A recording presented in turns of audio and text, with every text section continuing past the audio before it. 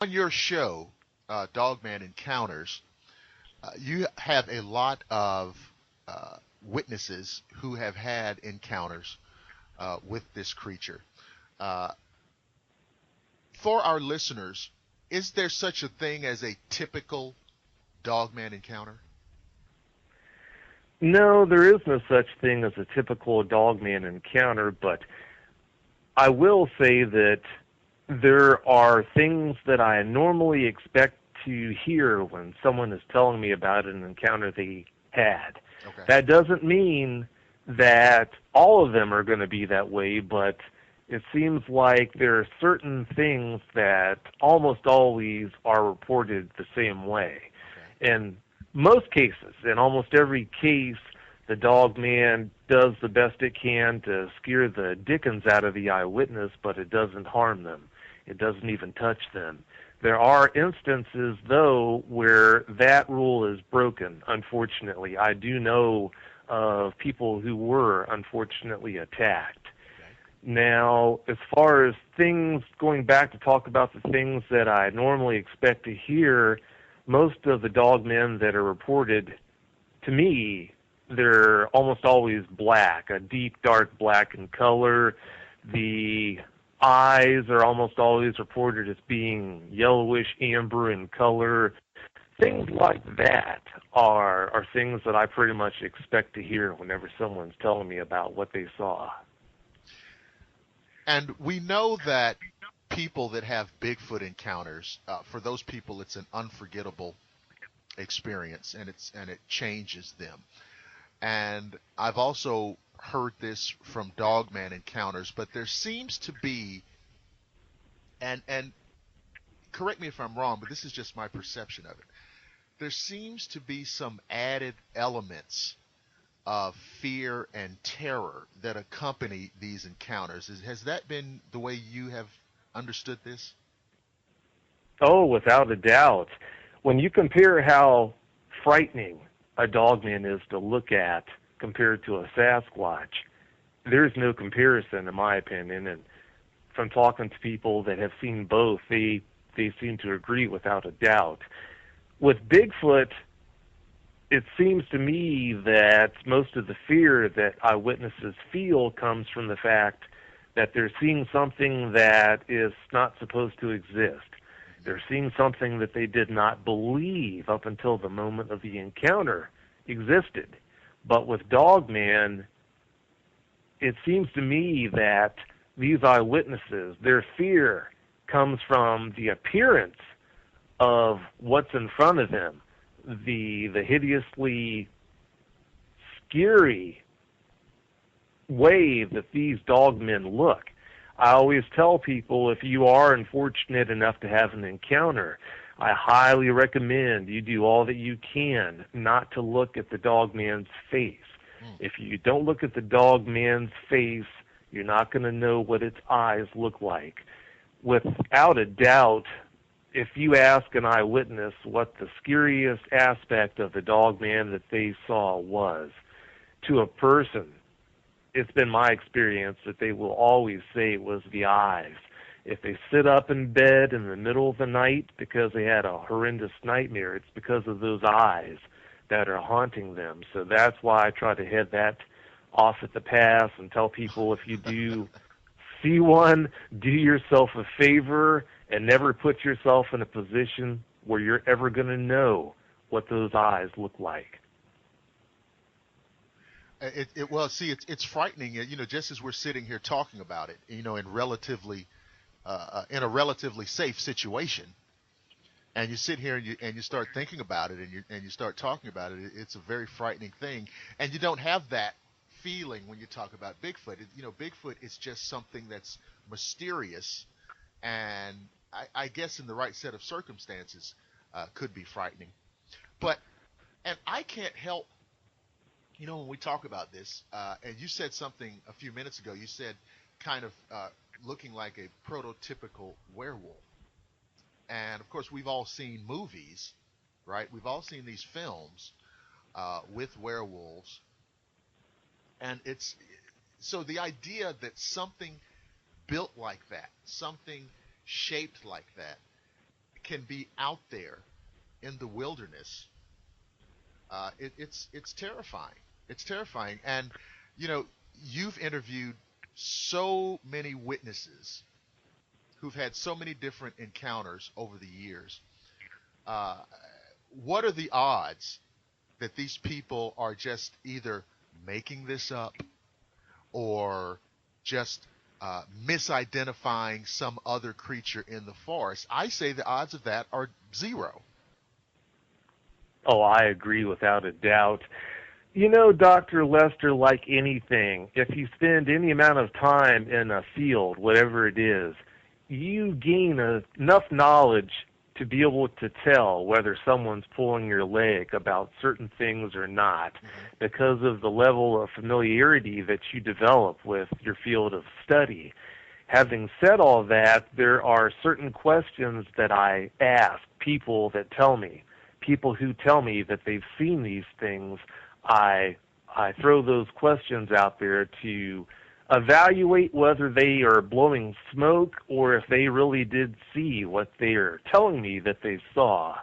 And you'd be surprised how many people from so many different walks of life and so many different places, all to a person, report the exact same thing. When I ask them to describe certain anatomical features, now, common sense tells you that if these people don't know each other, if this person's from Canada, if this eyewitness is from Florida, if that eyewitness is from California, if they all describe certain features of what they're telling you that they saw to a T, then that right there tells you that there is something to their story. They did see what they say they saw. When they're reporting things that no one else has put out there, these are things I don't openly share so that I can use them as a tool to do that whole evaluation process. No, it's an excellent kind of research criteria, really, to evaluate these witnesses. Uh, but it's so fascinating, Vic, and it's so interesting because when you get down to it, here is the remarkable and unsettling reality of all this. If we accept the fact that many of these people are relating actual encounters with this creature, what it gets down to is this: we live in a world where we actually have monsters. That's right. That's something that makes it so hard for these people to deal with. As a kid growing up, your parents pound it into your head that monsters don't exist. Monsters don't exist. Well, if you're an eyewitness and one day you run into one of these things and find out that they do, Mm-hmm. now that just throws your whole world upside down. If these things exist, then what else have I been told since I was a baby that wasn't true? So I think part of the trauma that these eyewitnesses go through is trying to go through the whole process of reevaluating what they can believe and what they can't believe. Is as anyone knows, comfort in a lot of ways comes from familiarity. Sure. You sit in your favorite chair and it's comfortable. One of the reasons why it's so comfortable is because you know it so well. Mm-hmm. If you think that you have almost mastered life because you know pretty much everything that there is to know about life, nothing's really been thrown at you that totally turns your world upside down. And especially if you have some years to you, if all of a sudden one day you're shown that you were wrong, that there are things about life that you had no clue about, that you had absolutely wrong, it's only to be expected that that would just shatter your whole world.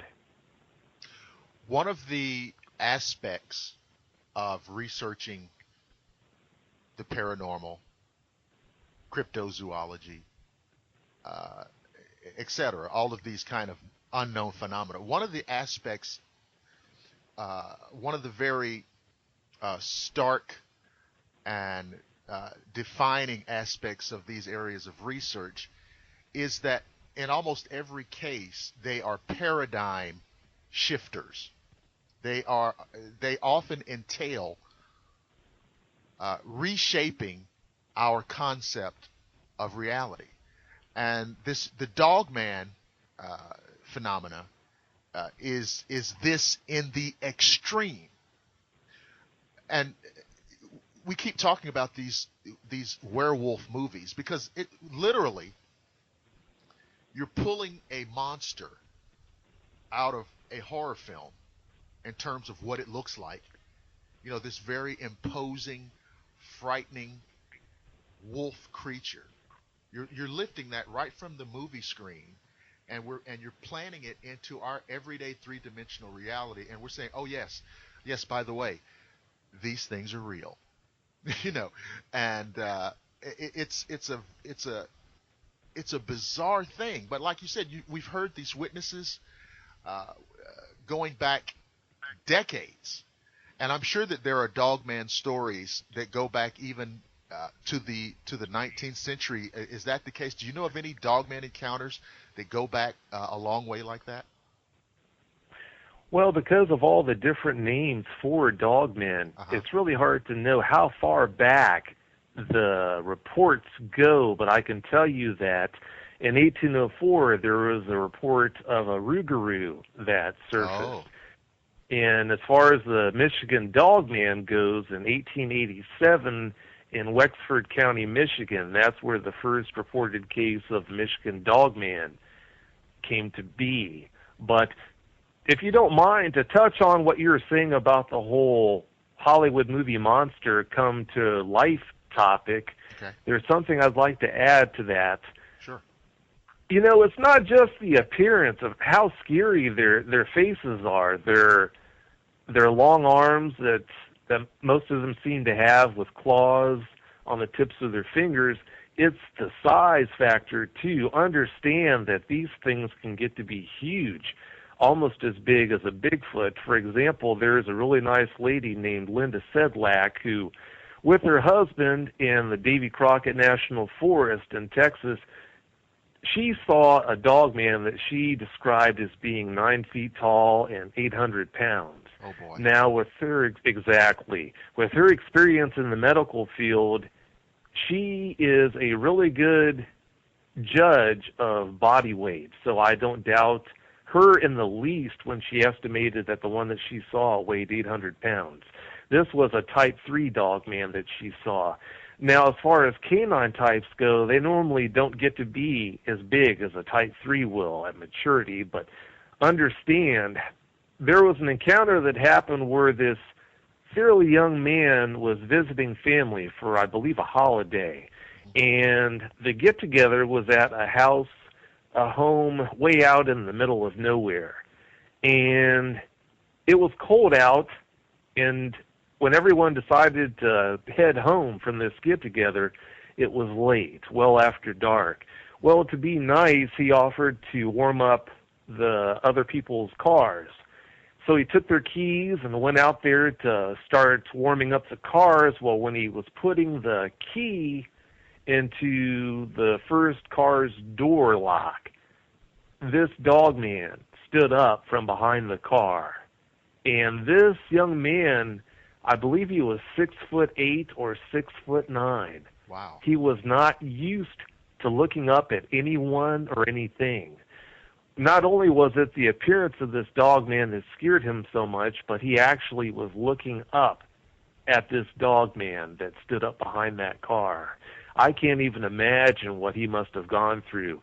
When he saw this dogman, he yelled and started heading back for the house, and when he did, the dogman left the area. But I can't imagine what he must have gone through. Well, that's just again, it's horrifying. It's absolutely horrifying. I mean, and you said that the man was 6'7", 6'8", which is like basketball player height. professional basketball player height, and this creature towered over him. Yes, it did. Uh,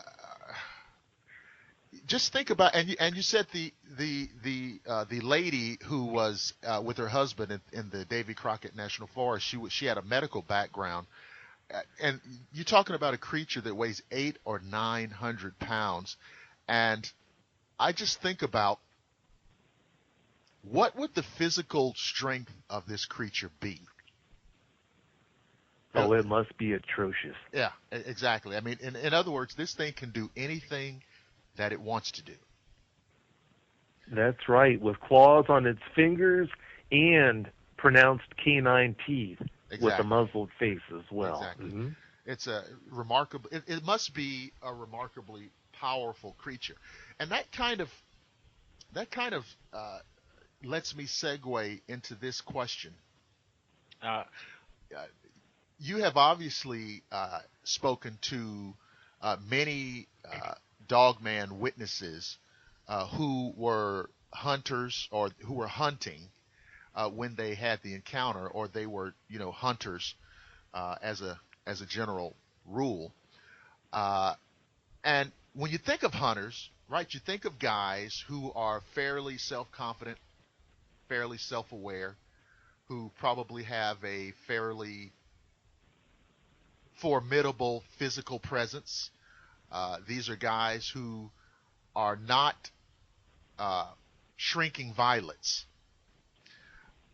And so often they come away with this absolute feeling of vulnerability, as if, they could have easily been victims of the creature.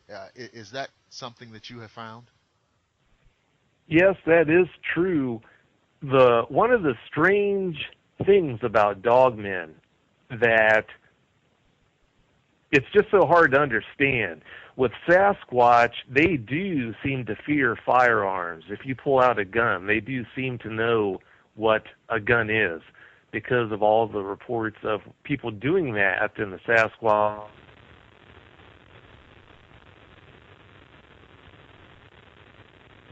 That's going to be even more likely to cause the Sasquatch to leave the area as soon as it can.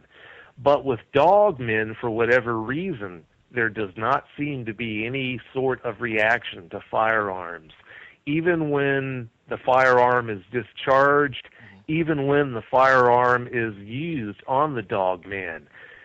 I know of stories where people have shot dogmen multiple times with a truly high-powered rifle, and the dogman would be knocked down and get up and keep advancing on that hunter. So Oh my goodness. that's just another thing that's just so hard to understand about these things. I never will. Well, and this is very interesting because you and I have we talked previously, and I want the listeners to understand that some of these encounters are of such a provocative nature that we can't talk about the details of them here on the air. But as Vic just said, there have been cases where very skilled hunters, have fired their weapons at these creatures to almost no effect. And you mentioned, you alluded to an incident just now. And like I said, there are some instances that we can't get into. But are there some incidents involving hunters using their weapons that you can talk about? The one that comes to mind with regards to that type of a situation, it happened in upstate Michigan. There's a gentleman named Larry Parker who's a Vietnam vet. And in Vietnam, he was in the Navy. He did some time with Marine Recon, actually. So we're not talking about a gentleman that is a stranger to firearms by any means. he was asked to go hunting with his best friend Dave, and he thought it was a situation where his buddy just wanted to go out and do some deer hunting, that there wasn't anything more to the situation. But unfortunately, what had happened was his friend Dave, who owned a home in this area, Dave had trouble with this dogman or dogmen around his home. Knowing how Larry Parker was with all of his experience and whatnot, he saw Larry apparently as a way to hopefully solve his problem. Sure. So, to make a long story short, he basically invited Larry Parker to go deer hunting with him. While out on this particular deer hunt, first thing in the morning, one thing led to another, and a dogman wound up stepping out from behind a tree, I believe about 100 yards away from Larry. Larry was looking at this dogman through a high-powered scope on a 30-06. He fired twice into the torso of this dogman, center mass, right in its chest. He said, if I remember correctly, he did see blood fly, but the dogman didn't fall. It just stood there. He had lowered the weapon thinking that the problem had been taken care of, but when with his naked eye he saw the dogman was still standing, he raised the rifle back up to have a look through the scope. If I remember correctly, I think he fired again, but the dogman didn't drop. It still didn't drop. There are instances like that that really make you scratch your head. Larry took off for this gentleman's house in a controlled fashion. He didn't panic, but he did head for his friend's house, who his friend had already left the area. His friend Dave had taken off running for his house.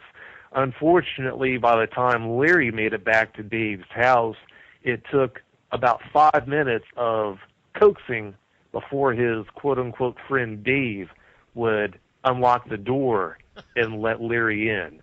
Yeah, Dave had barricaded his house, as it turned out, and had to move some things, I believe, to let Larry back in the house. But, yeah, there are incidents like that that really make you scratch your head and wonder what's going on here. Okay, well, now, you have this creature, and it's shot, and so the hunter sees blood flying. So, all right, now we know it's flesh and blood. Okay, because I guess ethereal phantoms don't bleed. So we know it's flesh and blood, but it's taking this bullet. Then he puts another bullet in it, and it's still there.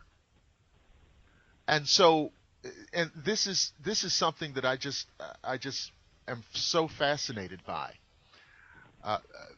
because what kind of creature is this, and how is it put together to be able to withstand the type of firepower which would bring down, say, a bear? And remember, everybody, a bear, a full-grown bear is a big, strong, formidable animal. Okay? But this creature seems to be able to withstand that type of firepower. And if I am a hunter going out into the woods, that is not a confidence builder. No, it's not, to say the least. They do so many things that are not confidence builders.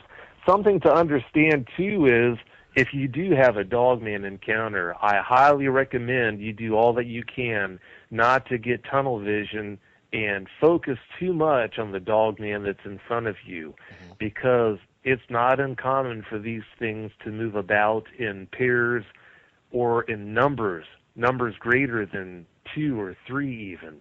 There was a hunter that, after leaving a stand, he was leaving the woods. He had walked out of the wood line through a field. I think it was a field of cut down corn. And after walking a short distance into this field, leaving that tree line behind, he was circled by a group of 5, a pack of 5 dogmen. 4 of the dogmen were acting pretty much benign. Mm-hmm. But one of the dogmen, apparently the leader, was acting belligerent. Well, the dogmen had spaced themselves in an equidistant fashion around this hunter. He had the weapon, and at first, from what I understand, he thought about trying to defend himself by starting to shoot at them. But it wasn't long before he came to the conclusion that if he had done that, there's no way he could have taken them all out before one of them or two of them got to him. Mm-hmm. So he decided, he elected not to fire. He just stood there, shaking in his boots. Well, after a short period of time, the way I understand it, was that they escorted him further away from that tree line as if they had something in that woods that they were trying to protect. After they got a certain distance away from that tree line, they left him. They headed back to the trees and left him to continue on at a fast, shaken rate to his truck to get out of there. But it's incidents like that that make you realize that if you do run into one of these things, human nature is going to be to lock on to the dog man that's in front of you in awe. But that is more than likely not going to be in your best interest when you consider that it would appear that the MO for attacking that these things would have would be to attack from behind. And it seems, though, in that particular case, though, they were actually coordinating a way to get him out of their area. That's right. They sure seem to. And that, does that say something about their intelligence? Usually, it's funny because usually it's the hunters who are flushing the animal, right? And it seems as though these dogmen were able to somehow coordinate a way to manipulate this guy away from them. And so, do the dogmen display above average intelligence for wild animals? Yes, they do seem to exhibit that type of intelligence, but let me qualify that by saying that Type 3 dogmen, they seem to exhibit more intelligence than what canine types would exhibit. Canine types, they do show a lot more in the way of aggression than what Type 3s do, but they do, because of the things that I have heard that they've done, they do seem to have an elevated intelligence. Like I said, not the intelligence level of a Type 3, but they do seem to have an elevated intelligence that just is one more thing that makes them so disturbing, at least in my opinion. So have you ever, and I know this is kind of, it's kind of a nebulous question, but do you ever just ask yourself, you just wonder what they are? I mean, we use the term dogmen because that's kind of descriptive, okay? We're really more describing them than saying what they are. Have you ever just wondered, what are these things? How do these things fit into the animal kingdom or the evolutionary chart or whatever? Have you ever just given any thought to what are these things? Oh, I've done that all the time.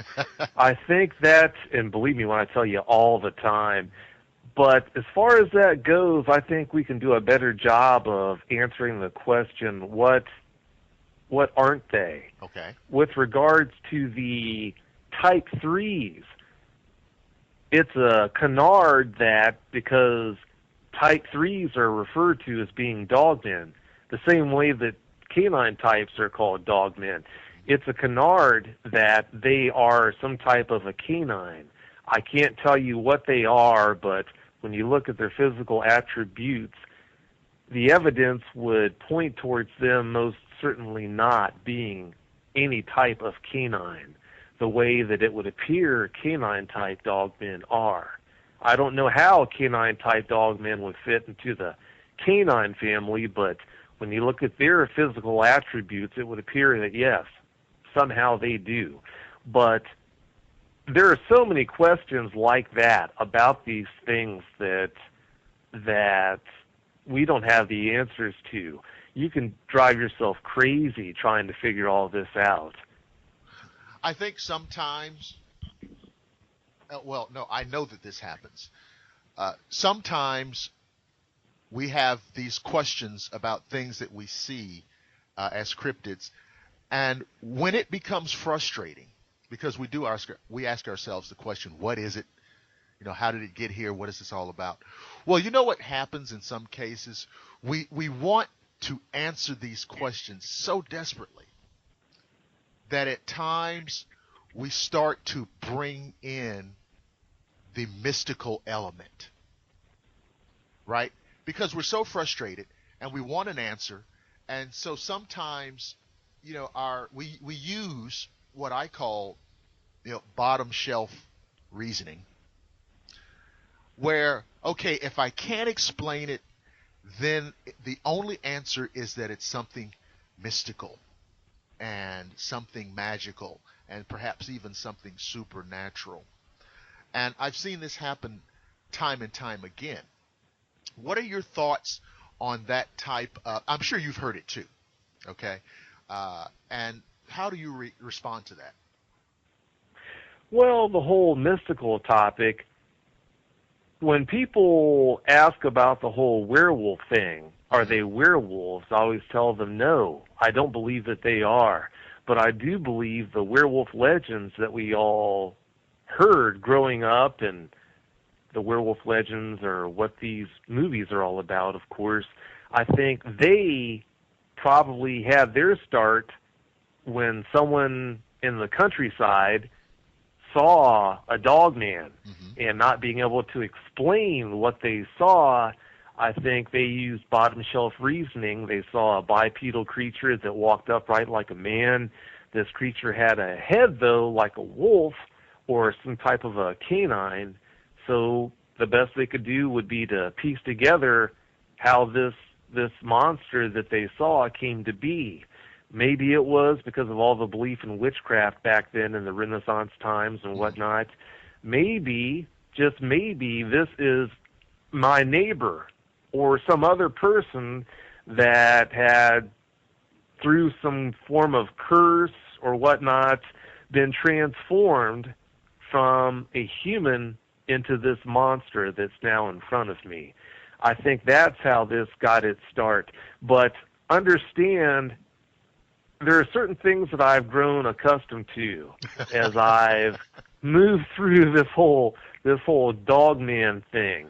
One of the things that happens all the time and I laugh at is when people from wherever, people from Europe, people from Australia, people from Rhode Island, they mention something about dogmen, and then they follow up their comment with the statement that they're so glad that they don't have to worry about having any dogmen in their area. Well, I always laugh and tell them that that's not true. I hate to give them the bad news, but that's not true. There are loads of reports of dogmen that have been seen and continue to be seen all over the world, in Europe and Australia. I'm starting to hear more and more accounts from Australia. In fact, later this evening, I've got to interview a gentleman from Australia that had an encounter. You've got them, and I can't think of a state in the United States where there has not been an encounter that's been reported. So to answer your question about mythology, to get back to that, that's where I think this whole werewolf thing came from. When people all over the world started seeing these things, I think they did the best they could to explain it with the bottom shelf reasoning you mentioned.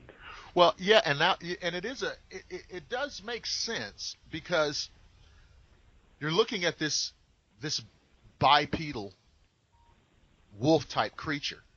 So you see it and you know that doesn't make sense. An actual wolf walks on four legs. So this is not an actual wolf. Well, then what is it? Well, like you said, we live in the, in this century, way back when, and many people subscribe to the idea of curses, and they subscribe to the idea of witchcraft, and they subscribe to the idea of all kinds of supernatural explanations to things that they don't understand. So if this wolf creature is walking up on two legs like a man, it must really be a man who has been transformed through the practice of, black magic or something. And so you're right. I think it is entirely possible. In fact, it may be even probable that the Dogman creature is responsible for our werewolf folklore. Oh, I agree. I agree. Understand, an interesting fact is, I'm sure you've seen the movie An American Werewolf in London. Oh, absolutely. Good. Well, that scene, the opening scene where the two young men are walking through what's supposed to be the moors, that area where that was filmed was not the moors. I believe it was a place called the Black Hills in Wales. Okay. What's really interesting is, to this day, there continue to be multiple reports. Multiple reports continue to roll out from that area of two-legged dogman encounters. Really? That's just hard to believe, but that's true. They do. Wow. And here's the thing. It seems, and I'm kind of visualizing that location from the movie, and it seems totally appropriate that you would have these creatures lurking around out there, and that you could imagine in the distant past some of the villagers, some of the townsfolk seeing these creatures, and the whole notion of the werewolf, and it must be somebody who's transforming, during the full moon, and you could just see it. It's almost like out of one of these old Universal horror films. That's right. That is my whole point right there. When you consider that those legends, they seem to be born in that part of the world. If the dogmen that are being seen now are here now, then there had to have been dogmen in those areas back when these legends came to be about werewolves. So I agree, that most likely is what caused the genesis of the whole werewolf legend. So when we talk about dogmen, what do you say to people? Because I can imagine that there are people who sit there and go, "Oh my goodness, this is so fascinating. Let's go out to a wilderness area, and let's do a dogman search. Let's look for dogman. Let's get our flashlights and our Swiss Army knives, and maybe a backpack with some sandwiches, and let's go out and look for dogman." What do you say to those people? Oh, I hear that all the time, and I always shudder when I hear that, because in almost every case I'm listening to someone that is just getting in way over their head. Mm-hmm. It's a horrible idea, in my opinion, to go out looking for these things.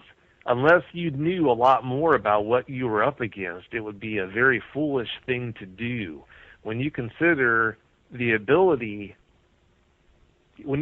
how easily one of these things could dispatch a human, especially when you consider how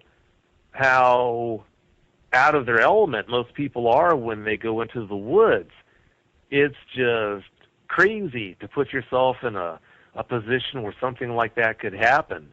Even people who know quite a bit about dogmen and understand that there are no experts with regards to dogmen, but even if you're talking about someone who's put a lot of research into the topic, I don't recommend that they go out looking for these things, because even in that instance, I still think that they're putting themselves in a very large, a very risky position. Absolutely. So, yeah, that's not a good idea. And, as I've thought about it, I have what I call the shark theory. And it's this. You can have an experienced marine biologist who has lots of experience doing scuba diving underwater, observing sharks.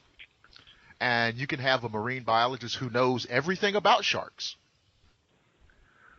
But the minute he jumps down into the water with the sharks and he's now in their element, well, as much as he knows about sharks, at that point, he's at their mercy. And I That's think it's right. the same thing with these dogmen. That's right. You can't train a dog man. You can't reason with a dog man. You're at their mercy if you put yourself in their presence. When you go into areas where eyewitnesses have reported seeing these things, you're really putting yourself in a bad position. And if you do that, what do you hope to gain from it? Do you hope to just see a dog man so you can say, well, I saw a dog man? Mm-hmm. Is the reward really worth the risk? Is it worth it to put your life on the line just so maybe you'll be able to say that you had an encounter when most of the people that you tell that to aren't going to believe you in the first place? They're not going to believe you anyway, right? And maybe you think you're going to get a photograph, right, that you can put on your website so it can get 1 million hits, and that kind of thing. And I know that later on, and I know you've gotten these type of emails. I know that later on, I'll get some emails that will go something like, "Well, you don't understand. They're a part of nature. If you don't bother them, they won't bother you, and they don't really want to hurt you, and you just have to go out there. And as long as you have, I can't even say it. I'm laughing about it, even as I'm saying it. Uh, as long as you are respectful, and that kind of thing." And that sounds good, but it's totally at odds with everything I've heard so far about Dogman, and I haven't even heard, a tenth as much as you have. So again, you know, we're not advising people to play the role of curiosity seekers because you want to see a Dogman. Oh, I agree. I couldn't agree more with what you hear and with what I know about dogmen from having spoken with so many eyewitnesses. That paradigm is definitely at odds with reality. I do know of people who have been attacked Mm. unprovoked. They did not provoke the dogman that attacked them. So for those people who have that idea in their heads for whatever reason, that as long as you leave the dogman alone, you've got nothing to worry about, talk to these people Mm-hmm. who were attacked without provoking the dogman that attacked them, and share that philosophy with them and have them tell you what they think about your idea. Here's another thing that I consider to be a disturbing element.